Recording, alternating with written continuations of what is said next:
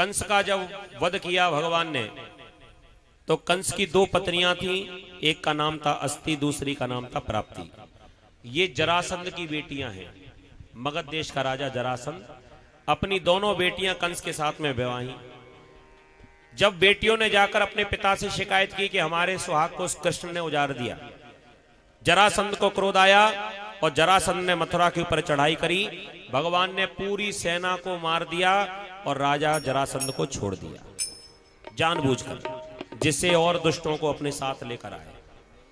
भगवान ने दूसरी बार जब ये आक्रमण करने आया, दूसरी बार पूरी सेना को समाप्त किया, जरासंध को छोड़ दिया।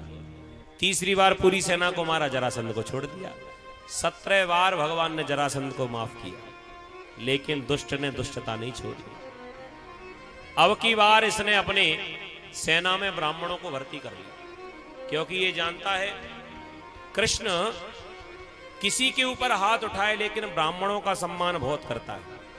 अगर ब्राह्मण आएंगे सेना में तो कृष्ण की हार निश्चित है। जानबूझकर इसने ब्राह्मणों को बुलाया, इसने बहाने से बुला लिया। सब ब्राह्मणों को निमंत्रण भेजा कि चलो महाराज बहुत बड़ा यज्ञ होना है, आपकी आवश्यकता है। बेचारे ब्राह्मण आ गए। जब ब्राह्मण इकट्ठे हो गए, ब्राह्मणों ने पूछा यज्ञशाला कहां बनाए, तो कह दिया यज्ञशाला बनाना बाद में, पहले होगा युद्ध। युद्ध क्यों? हमें तो यज्ञ के लिए बुलाया था। कह दिया अब तुम हमारी सेना में भर्ती हो जाओ और कृष्ण से जाकर युद्ध करो। ब्राह्मणों ने बहाना बना दिया, हमें तो यज्ञ ही करना आता, युद्ध करना नहीं आता। जरासंध ने कह दिया मैं तुम सबको बहुत अच्छे से जानता हूं, ब्राह्मणों को शस्त्र की भी विद्या आती है, शास्त्र की विद्या आती है। अगर शस्त्र की विद्या ना आए तो गुरुकुल में छात्रों को कैसे पढ़ाएंगे? सर्वगुण संपन्न ब्राह्मण, इसलिए तुम्हें पहले युद्ध करना पड़ेगा। और ध्यान रखना, अगर मेरे साथ में युद्ध नहीं किया तो फिर मैं तुम्हें यहां से जाने नहीं दूंगा, जेल में बंद कर दूंगा। अब ब्राह्मण देवताओं ने भगवान से प्रार्थना की, महाराज क्षमा करना, हम तो वैसे आपकी पूजा ही करते हैं लेकिन दुष्ट के चक्कर में पड़ गए, अब युद्ध में तो चलना ही पड़ेगा। भगवान ने भी प्रार्थना स्वीकार कर ली, कोई बात नहीं, तुम्हारे लिए तो हमने अवतार ही लिया, विप्रधेनु सुर संत हित लीन मनुज अवतार। आज भगवान ने निश्चय कर लिया कि युद्ध में हमें ज्यादा देर ठहरना नहीं है, भागना ही है। जैसे ही सेना आक्रमण करने के लिए आई, भगवान ने दाऊ जी से कहा कि दाऊ जी आज युद्ध नहीं करना है, आज तो भागना है। क्यों भागेंगे? क्यों? नाम खराब हो जाएगा। कह दिया नाम खराब नहीं होगा, एक नाम और बढ़ जाएगा, देख लेना। देखना जरा, सामने ब्राह्मण देवता है, ब्राह्मण देवताओं के ऊपर हाथ उठाओगे क्या? ये वेद पाठी ब्राह्मण है। दाऊ जी ने कहा तो क्या करना है लाला? कह दिया भाग लो। आज भगवान इतने दयालु है कि भगवान आज ब्राह्मणों के लिए युद्ध भूमि को भी छोड़कर भाग गए। आज भगवान का नाम पड़ गया रणछोड़। बोलिए रणछोड़ भगवान की जय हो। तब से ये जरासंध ब्राह्मणों की बड़ी सेवा करने लगा, बहुत सम्मान करने लगा, क्योंकि इसी की वजह से आज युद्ध में विजय मिली। भगवान ने जब मथुरा को छोड़कर दौड़ना शुरू किया, उधर यमलों की सेना लेकर कालेवन आ रहा था। सो भगवान को मारने के लिए कालेवन भी पीछे पीछे दौड़ा, और दौड़ते दौड़ते राजस्थान और मध्य प्रदेश दोनों का बॉर्डर पड़ता है। धौलपुर एक जगह है, वहां पर एक स्थान है मचकुंड। वहां पर सूर्यवंश के राजा मुचकुंद जी महाराज विश्राम कर रहे थे। इनको ये वरदान है कि जो भी इन्हें जगाएगा दृष्टि पड़ते ही भस्म हो जाएगा। ये बात भगवान को पता थी। सो भगवान मथुरा से दौड़े दौड़े और आगरा होते हुए और सीधे धौलपुर पहुंच गए। और धौलपुर में जो धौलागिरी पर्वत की जो श्रृंखला थी, वहां गुफा में जाकर महाराज मुचकुंद जी को अपना पीताम्बर उड़ा दिया। खुद तो छिप गए, पीछे कालेवन दौड़ा दौड़ा आया। इसने समझा कि कन्हैया ही लेटा है, जो चरण का प्रहार किया, महाराज मुचकुंद जी की निद्रा खुली और दृष्टि पड़ते ही कालेवन भस्म हो गया। भगवान ने मुचकुंद जी महाराज का उद्धार किया, वापस लौट कर आए। अब की बार मथुरा पर फिर से चढ़ाई की सेना ने। भगवान ने सोचा कि रोज रोज भागना पड़ेगा, इतना कहां तक भागेंगे। सो भगवान ने कहा एक बार परमानेंट ही भाग लो। सो भगवान सीधे प्रवर्षण पर्वत पर चढ़े, चारों तरफ से अग्नि लगा दी गई। अब भगवान वहां से बिल्कुल ही भाग लिए और सीधे पहुंच गए गुजरात में। समुद्र के भीतर जाकर एक नए नगर की स्थापना करी, विश्वकर्मा को आदेश दिया और द्वारिका नामक नगरी का निर्माण हुआ। भगवान द्वारिका के राजा बने। अभी तो श्री कृष्ण थे, अब द्वारिकाधीश श्री कृष्णचंद्र हो गए। बोली द्वारिकाधीश भगवान की जय हो। भगवान जब द्वारिका के राजा बने तो विवाह भी होने लगे। देखो जब कोई बन जाए, भगवान भी कहते कुछ बन जाओ तो ही विवाह करो। सो पहले दाऊ जी का विवाह हुआ, रेवत की कन्या रेवती के संग दाऊ जी का विवाह हुआ। लेकिन ये जोड़ी बड़ी अटपटी थी। दूल्हा था 7 हाथ का, दुल्हन थी 21 हाथ की। हाँ, दुल्हन की लंबाई 21 हाथ की, दूल्हा की लंबाई 7 हाथ की। दूल्हा छोटा, दुल्हन लंबी। वास्तव में ये हमारे महाराज आए दाऊ जी से, दाऊ जी के पंडा है। क्यों महाराज, सही बात है ना।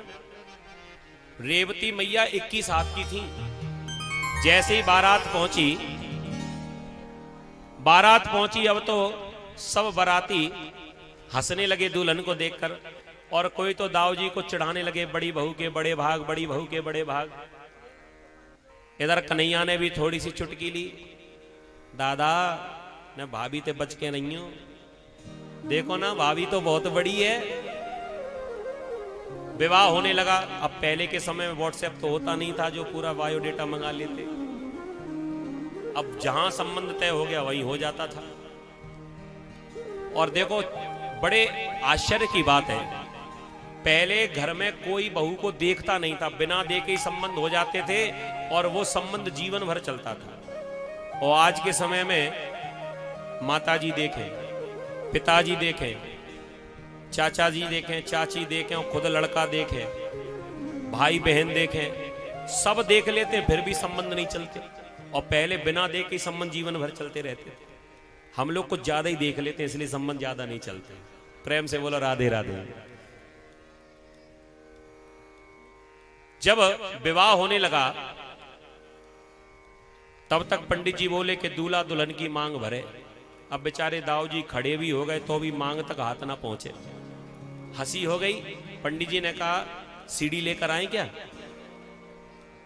दाऊ जी ने कहा पंडित जी परमानेंट इलाज करना पड़ेगा, ऐसे रोज रोज सीढ़ी कहां तक लगाएंगे, थोड़ी देर के लिए मंडप के बाहर लेकर जाएं, ले जाओ।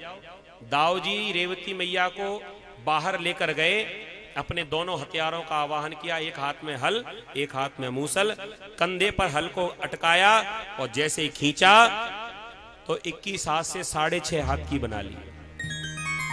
दाऊ जी ने सोचा कहीं ऐसा ना हो कि हल हटाएं तो दोबारा लंबी ना हो जाए, तो हल से तो खींचा और मूसल से ठोक दिया।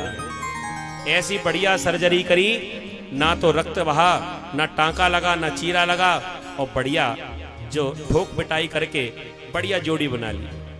लेकिन वो दाऊ जी हैं, बल की अधिकता है उनके भीतर।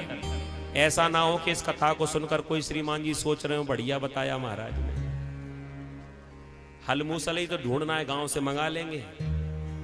देखो दाऊ जी महाराज की बराबरी तो हम नहीं कर सकते। अरे भगवान के भी जो बड़े भाई हों तो दाऊ जी की हम बराबरी कैसे कर सकते हैं। तो दाऊ जी का तो विवाह हो गया। और आप देखना जी,